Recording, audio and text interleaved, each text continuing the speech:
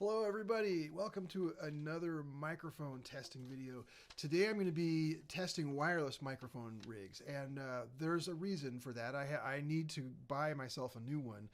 My good old AUDIX RAD360 is 15 years old. It's finally kind of getting to the point where it's looking like I'm going to need something new.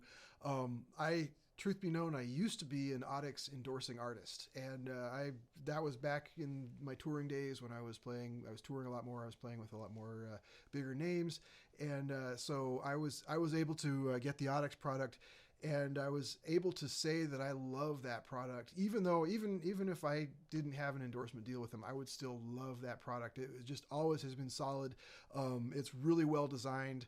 And we'll get to that in a minute. And, you know, one testament to that is that it has lasted 15 years. You know, that's almost unheard of in this day and age.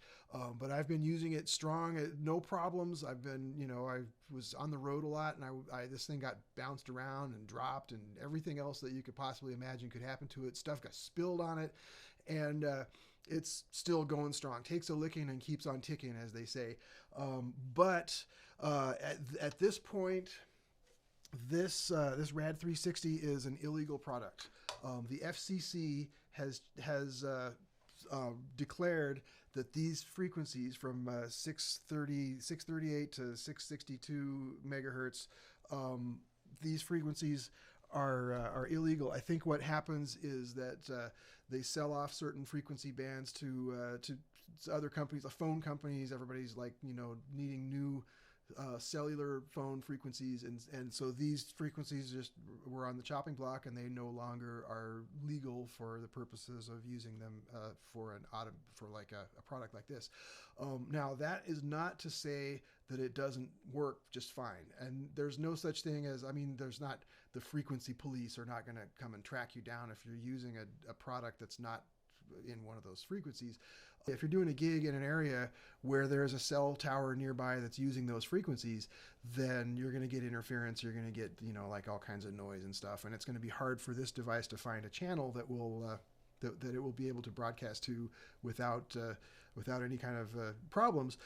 Now, these are extremely short-range transmitters, and like I said, I've been using this for years and years since they declared those frequencies illegal, and I've never had a problem with it, and I probably would be likely to continue to not have a problem with it. But as you can see, the one of the antennas now is loose. Which kind of looks pretty comical, but actually that shortens the amount of range, of usable range, that I'll be able to use this in. But as far as the electronics inside, they have continued to work fine for 15 years, and you know, I can't say enough good things about that product. It's great. So I may buy another AUDIX, but I'm not limiting my options to that. There are other good things out there, and so I'm going to do a couple of videos like this testing those other products. So this one was actually loaned to me by one of my students, and this is the NUX wireless microphone system. One of the things I love about the design of this is how simplistic it is. This is all it is. This is transmitter and receiver and everything. It's all lithium batteries that are charged in this unit. This case for it is actually also a charger, just like your earbuds. You plug it in, and you just drop these things into their space, and it will charge them while they're sitting in here. So, and this is, the receiver is just this, plugs into the XLR. The transmitter is all built into the device. You connect it to the microphone right here. Just plugs in, and then this whole thing just clips onto your bell, and that's it. I'm gonna just turn this on, put it on here, and it just this little squeezy things, and they just clip on like that, and that's it. Now, I like it personally. I prefer it to sort of be aimed up towards the sweet spot. Here's something about saxophones that a lot of people get wrong, is that the best sound is not coming out of the bell. The bell amplifies the low notes and gives it enough to enough frequency so that the sound waves can vibrate low. But the best tone is in the sweet spot. And if you think about it, you know, this instrument is made, the lower the notes are, or the more holes you cover up, the lower the note gets. So if you're only covering up, you're playing a B, the tone's going to come out of the tone hole starting at the A, just below that. You play an A, the tone's going to start coming out of these tone holes. So most of the usable, nice, sweet sound of the saxophone is coming from this little zone right here. So if you have a mic that aims at this zone, that's going to sound better than aiming it towards the bell. So I've got this one set up. On the other end, I'm going to plug the receiver in. I've got an XLR cable ready to go. And these are plugged into my Snake. You might hear a pop. These are plugged into my Snake next door in the control room. Now you can see this is lighting up green because it recognizes that there's a transmitter which is also lighting up green. These XLR cables are connected to my Snake next door in my control room. I'm making a digital recording of what is coming through these microphones. I've also got this microphone, this condenser mic, to pick up my voice, and that will also pick up the horn while I'm sitting here. Then when I edit this video, I'll go and mute certain channels so that you can hear what each mic sounds like. So then I've got my AUDIX RAD360 belt pack. And as you can see, this is well loved. It's got even a couple of dents in it by now. Not that I'm saying that you should go around dropping your equipment, but you know, stuff happens on the, you know, you're playing and sometimes it's set on there and it comes off and it's on the ground. And this thing has never stopped working, no matter how badly it gets beat up. I also love about this, there's no way to accidentally press a button. It's got this metal sheath around it here. You have to clip these two squeezy things in order to lift it up to get to the controls. These are the frequency controls here, and the little thing to set the frequency. And then if you squeeze that and go down the other way, you get your two AA batteries. That's another plus for this. I'm not quite sure how long the batteries are going to last in the other one, the new one. And you know, if you're on stage, if you're playing a 3 or 4 hour gig, and you get to the point where your batteries start to get low, it's not like you can just pop another battery in, right? With this one, you've got to take it off and put it back in this case and charge it for, you know, who knows how long it'll take to charge. Probably not that long, but, you know, it's time away from the time that you're able to use it as a microphone. So with this one, you run out of batteries, you just pop another couple of AA's in and you're good to go. And the batteries on this thing do last a long time. I can usually keep the same set of AA batteries for, I don't know, like 5 or 6 gigs in a row, and they're just barely starting to go down. So so this is very economical as well. But you know, this old thing, you know, like I said, it's served me well for 15 years, and I have no complaints about it. I'm just ready to get something that I can use that's not going to be on an illegal frequency, and you know, AUDIX will not do any repairs on these anymore. If something did go wrong, they're not supporting it anymore because they can't. It's not a legit licensed product anymore. So anyway, enough of that. Now what I'm going to do, I've got these all. I'm going to play these at the same time. And I'm going to just go through a couple of things like I would be doing a sound check. And then when I'm editing this, I'll mute certain channels so you can hear what each mic sounds like by itself. I'm going to turn this on. And I'm going to set the belt pack in my back pocket where I usually keep it. And this does have a little cord issue. That's one of the things that's a drag, is that I've had this cord kind of just get caught on stuff as I'm walking by. And that's not ideal. So I am kind of looking for one where the transmitter is built into the microphone, just because that takes away one less possible thing that could go wrong. So let's have this. I'm going to keep turning this up here like that so that it's aiming at the same zone. So I'm going to play a little bit, and you know, like when I'm doing a sound check, I want to start with what I think the sound guys would like to have to make their board light up the way it needs to light up. So when I'm going to start with something, I'm going to start playing like what I would play if I was doing a sound check, which is to say that I'm going to play loud plosive attacks, because that's what is going to show a sound guy how much they need to cut from the top end of my signal. And then I'm going to play some quieter stuff, and that'll show a sound guy, you know, like how low is too low, whether they'll need to boost it or add some compression or something like that. And then I'll play some other things, and then I'm going to walk around and test the range on these things. So that's basically how this is going to go. So here we go. So first of all, some just plosive attacks.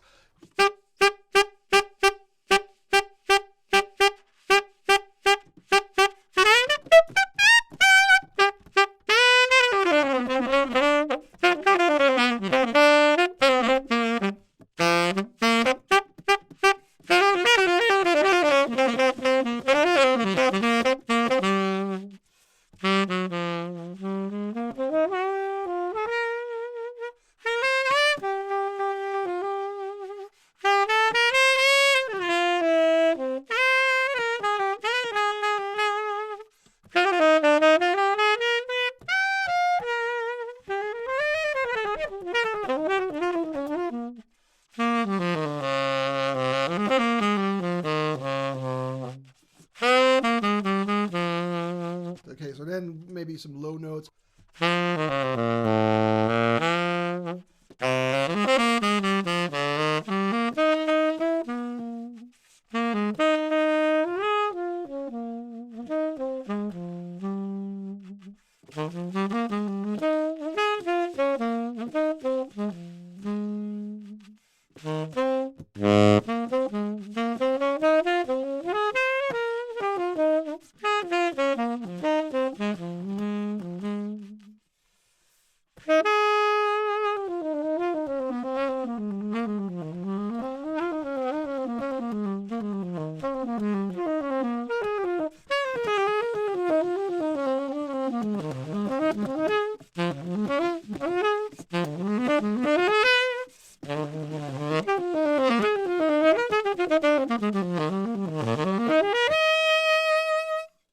All right, so we've put this mic through its paces. Now I'm going to just walk around and play some stuff, and we'll see how the range works. I'm going to walk out of this room, so you'll hear me still. Ideally, what should happen is that you'll hear the same thing, but you won't see me because I'll be in another room.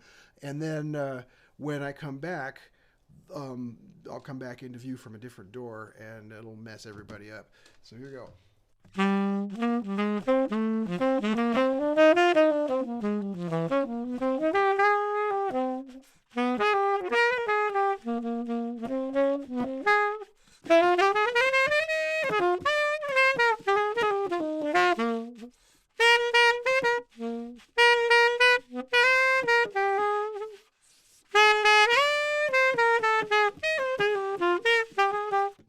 Now I'm in the drum room. I'm talking into the mics, so you can hear what it sounds like in a smaller room.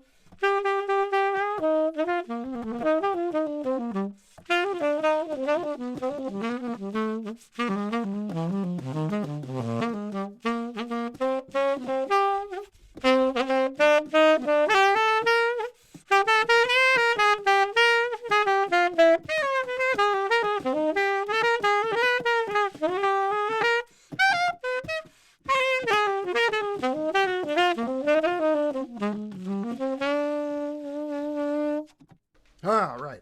So hopefully, I'm going to go listen to this. Hopefully hopefully neither one of these things actually cut out.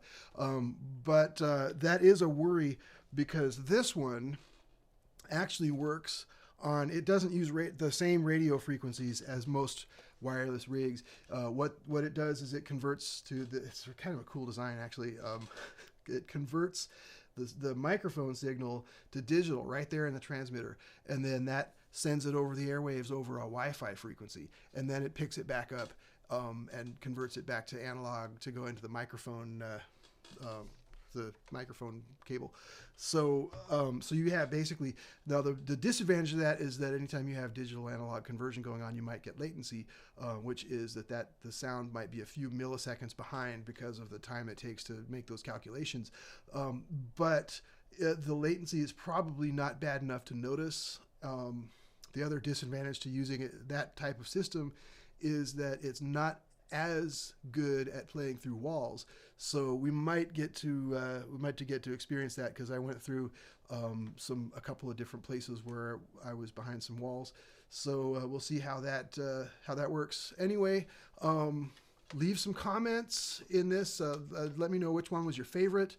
Again, the two ones we're comparing are the NUX wireless system and the AUDIX RAD360 wireless system. So if you just put in the comments which one you think sounded better, and I'll hopefully have a few more things to try in the coming weeks, and we'll see what else we can, what other kind of trouble we can get into with this. But either way, it's time to replace my good old illegal AUDIX with something that's going to take me through hopefully for the next 15 years. And all right, have a great day and happy playing and all that stuff. And subscribe and leave comments and et cetera, et cetera. Talk to you soon.